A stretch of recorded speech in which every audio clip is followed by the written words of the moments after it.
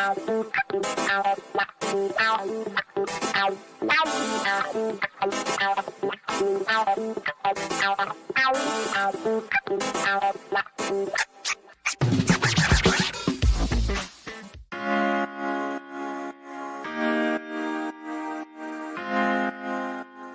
my God, it's exhausting some days, all the Republican going on around the world. Penny tweets, Oklahoma's governor signed a bill making it illegal to film police. He also signed a bill allowing protesters to be run over. Another bill banning transgender children from participating in sports.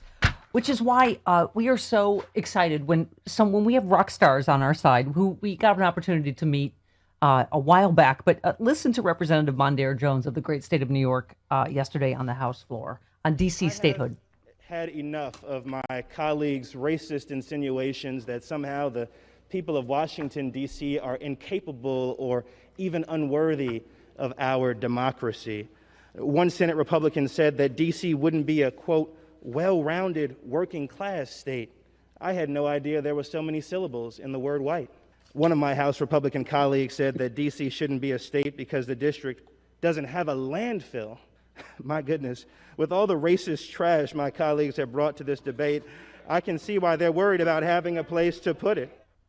Thank you, Rockstar Cheers. Oh, I didn't have to ask Sean for Rockstar Cheers. Yeah. When I do this, I mean Rockstar Cheers. Representative Mondaire Jones, good morning. We're so excited to have you back. And I was saying I deserve a lot of credit because we are all so intimidated by you. Your life story is... It highlights everyone else's poor choices. You were raised by a single mom who had multiple jobs, went to public school, of course, got your Stanford law degree at Harvard, worked in Obama's Justice Department. You're the first black gay Congress member. And look at you knocking it out of the park in Congress. Mm-hmm. Wow. So I'm just honestly, we're just so grateful for you and what you're doing. Thank you. And it's such a pleasure to be able to be on your show again and to be able to lead in the Congress on, I think, the issues of great importance today. Well, Representative, I've been saying this all along. I'm just so tired of it seeming like there's two sets of rules for us and for them. Right? I mean, as you are quite a student of history, by the way. I was like, oh, I see where here in those Stanford and Harvard degrees. You went through the whole history of the filibuster, the Supreme Court, just on Twitter. But I mean, as you know, the Dakotas were split for the sole purpose of giving, Republicans more power and 4 senators for less people than are in D.C. I mean, it's just, you can go back through history, and every time, as you pointed out, the Supreme Court, they did it.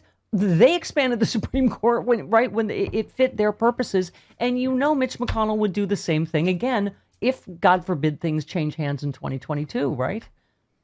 Absolutely. And we've got to push back on these false narratives that are being propagated by Republicans. I've been thinking to myself, our public education system has really failed people in this country. I mean, there's been so many ahistorical statements made in committee. I sit on the Judiciary Committee with some of the most egregious members of the Republican caucus. And I just sort of take note. That's wrong. That's wrong. That's demonstrably false.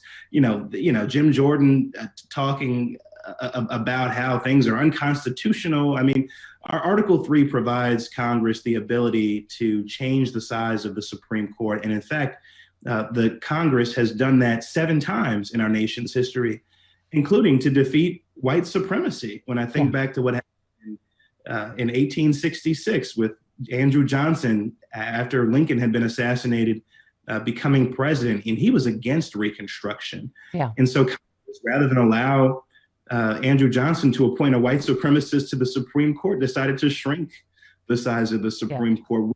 We must use the levers of power in the way that our predecessors have in order to save our democracy. Yeah. This isn't about saving our democracy. And I've been harping specifically on the issue of the fundamental right to vote in this country, which the Roberts Court has been hostile to consistently. It's never seen a voter suppression law that it has found to be unconstitutional. Yeah. Yeah. John Roberts said racism's all over. Remember that a few years ago? That certainly proved to be true.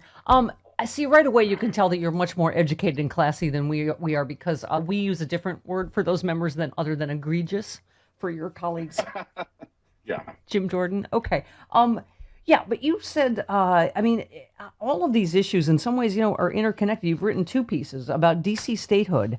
The piece we just played was so great, but I love that Republicans just erupted in anger at what we just played, that you just said that was completely on point, right? And you said the truth is here, there's no good faith argument for disenfranchising, right? You know history better than I do, Representative. Wasn't there a war, something, taxation, representation, something? Wasn't that something in our history? Members are reminded of that because all you need to do is look at a license plate in Washington, D.C. and be reminded of taxation. People do their, unfortunately,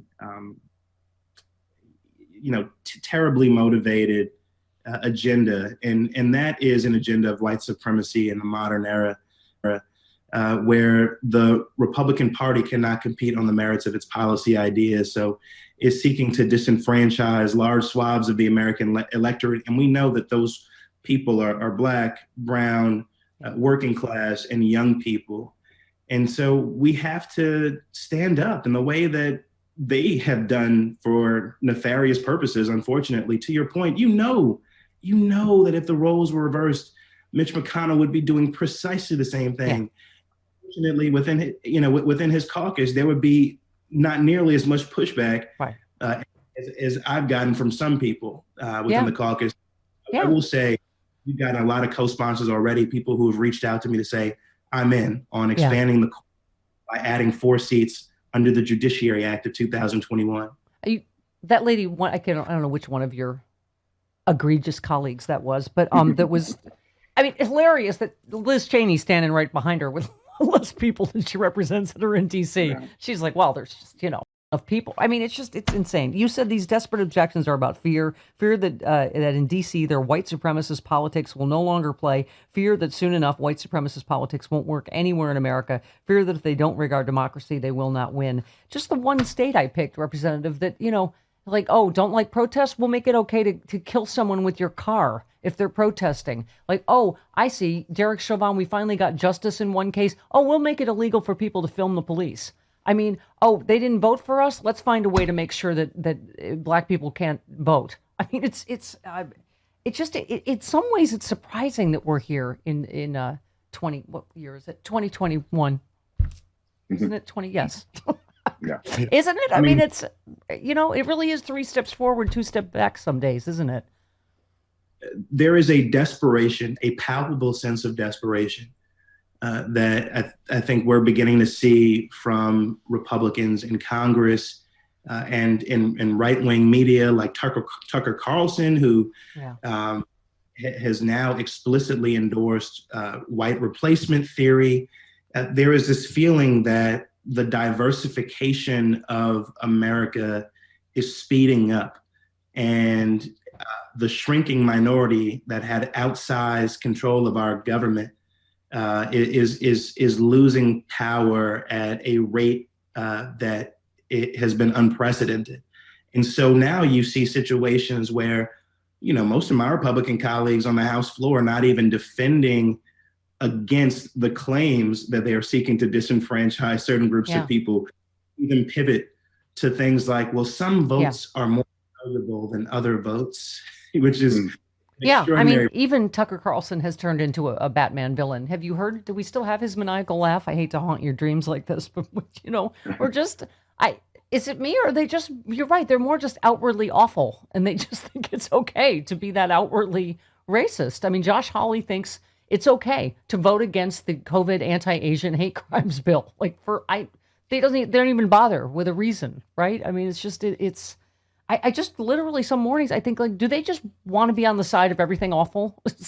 Is that because they're becoming associated with trying to reverse every progress we've made in this century, it seems like, right? And of course, the base has been there for a while now, if we are to be honest with ourselves, of the base of the Republican Party. But Donald Trump gave permission that now cannot be taken back. Yeah. And there is a caucus that has really a subset of the GOP base that has really won the Civil War, I think, within the party at this point. When you see Lauren Boebert and Marjorie Taylor Greene, who just unsuccessfully tried to create this America First caucus that explicitly proposed, the returning back to Anglo-Saxon traditions. Yeah. It's not even dog whistles anymore. Well, let's talk about filibuster, because that is just, to me, stopping everything. And you said the Jim Crow filibuster has been weaponized to block progress for decades. To deliver meaningful change on everything from voting rights to gun violence prevention, the Senate must end the filibuster. You obviously, and some other colleagues have called on them to do so. There's 97 of you or something now that have signed this letter. And this is where we get to a problem within the Democratic Party, right? I mean, we don't expect Republicans today in the Congress to negotiate in good faith. But there's no reason for Manchin and Sinema and a handful of other folks to be opposed to repealing or at least reforming the filibuster so that we can pass the John Lewis Voting Rights Act, the For the People Act, S1, which was HR1 in the House, things that are required to save our democracy. I mean, why would you want to be known as a senator who blocked voting rights from happening as we watch?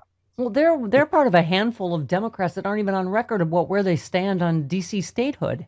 That would just seem like a no-brainer to me, But you have to sometimes wonder, are they afraid it's going to take away their power because we'll have enough Democratic senators that we don't have to bow and scrape to one or two, on everything? I mean, it's, and what I'm looking at, Representative, is the same thing President Biden talks about. Vast, huge majorities of the American people are for all of these things we want to do. It is bipartisan in the country, I mean, and the Supreme Court stuff, I thought you were so on point again. You said it's not unprecedented for Congress to adjust the size of the Supreme Court to defeat white supremacy. We've done it 3 times before. We must expand the court. You said, here's why why it matters. And you go through the 3 times it's been done previously.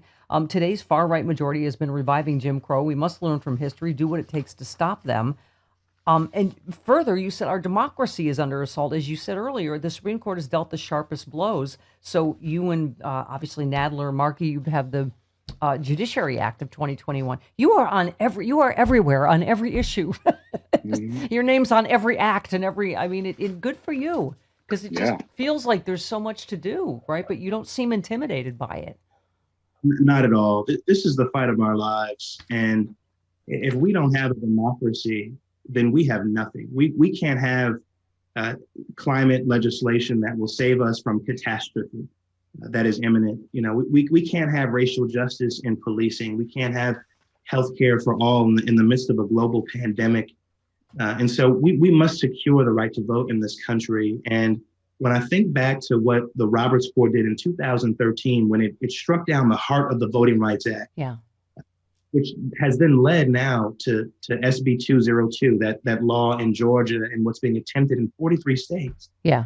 You have to do something. And I have to stand up to these people in a way that unfortunately too few people have been doing. Yeah. I'm sorry to do this to you, but now I feel like you're family already, and we only hurt the ones we love. Can I have cut 6? Sean, this is everybody's talking about what Senator Ted Cruz said yesterday about the Supreme Court. We had a Republican president, a Republican Senate, and a Republican House. We didn't do this. We could have. They love to say Donald Trump, to paint him as some crazy autocrat. You see Republicans, when we had control of the Senate, try to rig the game. Oh, my God. You didn't see us try to pack the court. There was nothing that would have prevented Republicans from doing what they're doing other than respect for the rule of law, other than basic decency, other than recognizing that democracy matters. Okay. Did your head just explode? Because what would you call Merrick Garland, right? What would you call denying the first black president for almost a year, a Supreme Court pick? What would you call shoving through a justice when how many million people had already voted in the middle of an election? I mean, right. They have no, this is what happens. They have no shame, right, about rewriting history. Yeah, Ted Cruz is terrible. I mean, not only have Republicans been packing the court, including the lower courts, but we also know that Ted Cruz packed his bags to go to Cancun in the midst of a climate catastrophe in Texas. So, he is not someone who's credible on this or really any other subject. And it's really shameful because he represents the very worst of the Republican Party today.